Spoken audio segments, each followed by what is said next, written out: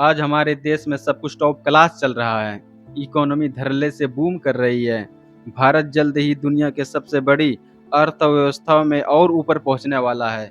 रुपया भी डॉलर को टक्कर दे रहा है और हमारे देश का मिडिल क्लास वो तो अब अमीर ही बनने वाला है, यानी सब चंगासी। भारत में सब चंगासी। लेकिन अगर सच में सब कुछ इतना अच्छा चल रहा है तो हर महीने सैलरी आने के कुछ ही दिन बाद जेब खाली क्यों हो जाती है? अगर देश इतना आगे बढ़ रहा है तो मिडिल क्लास की बचत पीछे क्यों रह जा रही है? और अगर हमारी कमाई बढ़ रही है तो फिर हर साल जिंदगी पहले से ज्यादा महंगी क्यों लगने लगी है? हमें किसी से मांगने भी जाता हो तो हमें लात मार देते हैं लोग। हमारे पास देखो दुकानदारी वैसे भी कम हो रही है। अंडे की दुकानदारी इस वक्त हमें समझ लो रोटी भर को पैसा नहीं निकाल पाता हूँ। इस बार इतनी आमदनी कम है और गैस के चक्कर में और मेरा दिमाग खराब हो रहा है। यही से शुरू होती है भारत के मिडिल क्लास की अगली कहानी। देखिए, मजाक अपनी जगह है, लेकिन अब बात करते हैं रियलिटी की। रियलिटी यह है कि भारत की अर्थव्यवस्था चाहे कितनी भी बड़ी हो रही हो, आम आदमी की जिंदगी इतनी आसान नहीं हुई है। हमारे देश का मिडिल क्लास एक ऐसा सिस्टम में फंस चुका है जो धीरे धीरे उसकी कमाई से ज्यादा उसकी बचत को खत्म कर रहा है। नीतियां बनती है और कई बार अच्छी भी बनती है, लेकिन हर नीति जमीन पर अच्छी तरीके से लागू हो यह जरूरी नहीं। आखिर हर चीज देखने सरकार खुद तो नहीं आएगी। जो लोग सिस्टम को चलाते हैं उनकी जवाबदेही कौन तय करेगा? अच्छी बन जाती है, बहुत अच्छी बनती है, लेकिन वही बात है ना कि हर चीज को गवर्नमेंट देखने नहीं आएगी ना। जो काम करने वाले हैं उनकी मॉनिटरिंग कौन कर रहा है? टैक्स के ऊपर टैक्स दे रहा हूँ मैं अपनी सैलरी से तो टैक्स चला गया कि मैं शॉप पे गया, मैं कुछ भी परचेज करने जा रहा हूँ वहाँ भी टैक्स दे। एक मिडिल क्लास आदमी सुबह उठता है, ऑफिस जाता है, पूरे दिन काम करता है, बॉस की डांट सुनता है, मेंटल और फिजिकल प्रेशर झेलता है, सिर्फ इसलिए ताकि महीने के आखिर में घर का खर्चा चला सके। लेकिन कमाई शुरू होने से पहले ही उसकी सैलरी का एक हिस्सा टैक्स में चला जाता है। फिर जब वही आदमी दुकान पर जाता है, दूध खरीदता है, मोबाइल खरीदता है, कपड़े खरीदता है या कोई सामान खरीदता है, वहाँ भी टैक्स देना पड़ता है। यानी कमाने पर भी टैक्स, खर्च करने का भी टैक्स। ज़्यादातर लोगों को लगता है मिडिल क्लास मतलब एक सुरक्षित और सेटल जिंदगी, लेकिन सच यह है कि आज का मिडिल क्लास ईएमआई, लोन और बढ़ते खर्चों के बीच फंस चुका है। कार की ईएमआई चल रही है, घर की ईएमआई चल रही है, मोबाइल की ईएमआई चल रही है, बच्चों की फीस भी देना है, मेडिकल खर्च भी है और हर महीने बढ़ते बिल। कई परिवारों में तो हालत ऐसी है कि एक लोन खत्म नहीं होता, दूसरा शुरू हो जाता है। मल्टीपल लोन्स हैं, मेरे नहीं मेरी फैमिली के, सब कुछ ऐसे तितर बितर हो रखा है। सो कितने कितने लोन है टोटल? 16। वाह, बिग नंबर सर। वाह। अब इसमें एक और बड़ी समस्या जुड़ रही है, रुपये की कमजोर होती वैल्यू और लगातार बढ़ती महंगाई। बहुत से लोगों को लगता है कि डॉलर महंगा होने से हमें क्या ही फर्क पड़ेगा, हम तो डॉलर में कमाते ही नहीं है। और पेट्रोल महंगा होने से उन्हें लगता है कि फर्क सिर्फ उन लोगों को पड़ेगा जो ज्यादा गाड़ी चलाते हैं, लेकिन असली तस्वीर इससे कहीं बड़ी है। भारत आज भी अपनी रोजमर्रा की कई जरूरतों के लिए इंपोर्ट पर निर्भर है।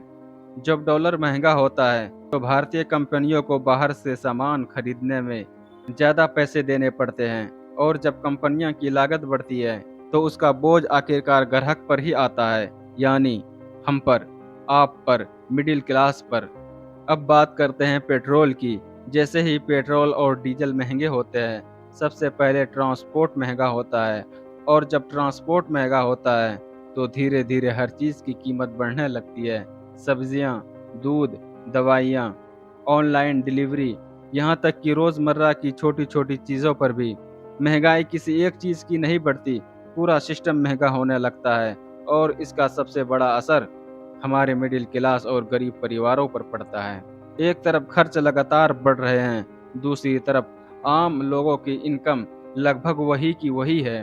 अगर आसान भाषा में समझें तो हो सकता है कि आपकी सैलरी पिछले 10 साल में थोड़ी बढ़ी हो, लेकिन आपके खर्च इससे कई गुना तेजी से बढ़ रहे हैं। प्राइवेट स्कूल की फीस हर साल बढ़ती जा रही है, मेडिकल खर्च लगातार महंगे होते जा रहे हैं, घर चलाना पहले से ज़्यादा मुश्किल हो गया है और आज मिडिल क्लास की सबसे बड़ी टेंशन सिर्फ कम सैलरी नहीं, सबसे बड़ा डर है एक अचानक आने वाली इमरजेंसी, एक बड़ा हॉस्पिटल बिल या किसी परिवार के सदस्य की लंबी बीमारी सालों की जमा पूंजी कुछ ही दिनों में खत्म कर देती है। क्या सिर्फ महंगाई ही मिडिल क्लास की सबसे बड़ी समस्या है? नहीं, असल संकट तो अब शुरू होता है, क्योंकि जिस एजुकेशन सिस्टम को हम इस मिडिल क्लास ट्रैप से निकलने का सबसे बड़ा रास्ता मानते हैं, वही रास्ता आज लाखों युवाओं के लिए बंद होता जा रहा है। इस चीज़ को समझने के लिए चलिए नेक्स्ट पार्ट में चलते हैं। आज वही सिस्टम खुद संघर्ष कर रहा है। बचपन से हमें एक ही बात सिखाई जाती है, अच्छे से पढ़ो, अच्छे नंबर लाओ, अच्छे कॉलेज में एडमिशन लो और फिर अच्छी नौकरी मिल जाएगी और जिंदगी सेट हो जाएगी। लेकिन क्या आज भी ऐसा ही हो रहा है? रियलिटी यह है कि लाखों छात्र डिग्री लेकर भी हर साल कॉलेज से निकलते हैं, लेकिन उनमें से बहुत बड़ी संख्या को अपनी योग्यता के हिसाब से नौकरी ही नहीं मिलती। कई लोग सालों तक प्रिपरेशन करते हैं। दुख है सर, क्या बोलूं। मैं अपने दुख और पीड़ा को किसी पास सामना नहीं कर सकता हूं सर। बहुत संघर्ष से पढ़ा हूं, ट्यूशन पढ़ा के मैं 2012 से ट्यूशन पढ़ा के अभी तक मैं पढ़ाई किया हूं और मैं कुछ भी हासिल नहीं कर पाया। उल्टा हमारे पर एफआईआर हो गया। कई लोग प्राइवेट नौकरी करते हैं, लेकिन इतनी कम सैलरी पर कि घर चलाना भी मुश्किल हो जाता है। और यह सिर्फ किसी एक व्यक्ति की कहानी नहीं है, यह पूरे सिस्टम की कहानी है। कल्पना कीजिए, अगर किसी विभाग में 1000 वैकेंसी निकले और उसके लिए 5 लाख लोग आवेदन दें, तो नौकरी आखिर कितने को मिलेगी? सिर्फ 1000 लोगों को, और फिर से वही भीड़ का हिस्सा बन जाएंगे। इसलिए हर बेरोजगार व्यक्ति को असफल कहना सही नहीं होगा। कई बार समस्या इंसान में नहीं, सिस्टम में होती है। आज भी कई बड़ी कंपनियों में फ्रेशर की शुरुआती सैलरी उतनी तेजी से नहीं बढ़ती जितनी तेजी से कॉलेज की फीस बढ़ती है, हॉस्टल का खर्च बढ़ता है, कोचिंग की फीस बढ़ती है और रोजमर्रा की खर्च बढ़ चुका है। यानी कमाई धीरे धीरे बढ़ रही है, लेकिन खर्च दौड़ रहा है। और जब कमाई और खर्च के बीच एक अंतर बढ़ने लगता है, तब शुरू होता है लोन ट्रैप। आज जरूरतें कम नहीं हुई है, बल्कि जरूरतें बढ़ गई है। तो ये 1.5 लाख का फोन है, सैलरी तो उसके आसपास नहीं है, तो उससे कोई फर्क नहीं पड़ता ना। लेना है फोन, एप्पल है, एप्पल है। नया फोन चाहिए, नई बाइक चाहिए, कार चाहिए, अपना घर चाहिए। और सोशल मीडिया पर हर दिन हमें यही दिखाया जाता है कि बाकी लोग कितनी शानदार जिंदगी जी रहे हैं, लेकिन हर चमकती हुई चीज सच्चाई नहीं होती। यही से शुरू होता है ईएमआई वाली जिंदगी। सैलरी बाद में आएगी, पहले ईएमआई कटेगी। आज लाखों लोग महीने की कमाई का बहुत बड़ा हिस्सा सिर्फ किस्त भरने में खर्च कर देता है। घर की ईएमआई, कार की ईएमआई, मोबाइल की ईएमआई, क्रेडिट कार्ड का बिल और फिर बाकी खर्च। और महीने के आखिर में बचता क्या है? लगभग कुछ भी नहीं। और इस ट्रैप को समझने के लिए एक कहानी काफी है। बिहार का रहने वाला प्रशांत बेंगलुरु के एक टेक कंपनी में काम करता था। बाहर से देखने पर उसकी जिंदगी बिल्कुल परफेक्ट लग रही थी। अच्छी नौकरी, बड़ी सैलरी, वाइफ भी अच्छी नौकरी में थी। हर चीज देखकर लगता था कि जिंदगी पूरी तरह सेट है। लेकिन एक दिन उसने अपनी जिंदगी खत्म कर ली। जांच के दौरान सामने आया कि उस पर भारी कर्ज था, ऐसा कर्ज जिसका बोझ वह मानसिक रूप से संभाल नहीं पा रहा था। अब इस कहानी का मकसद किसी एक व्यक्ति की जिंदगी को जज करना नहीं है, बल्कि यह समझना है कि बाहर से दिखने वाली जिंदगी और अंदर की हकीकत दोनों हमेशा एक जैसी नहीं होती। आज हजारों नहीं, लाखों मिडिल क्लास परिवार इस आर्थिक दबाव के साथ जी रहे हैं। सबसे बड़ी विडंबना यही है कि बाहर से जिस मिडिल क्लास की जिंदगी स्थिर और सुरक्षित दिखाई देती है, वो अंदर से बेहद नाजुक हो चुकी है।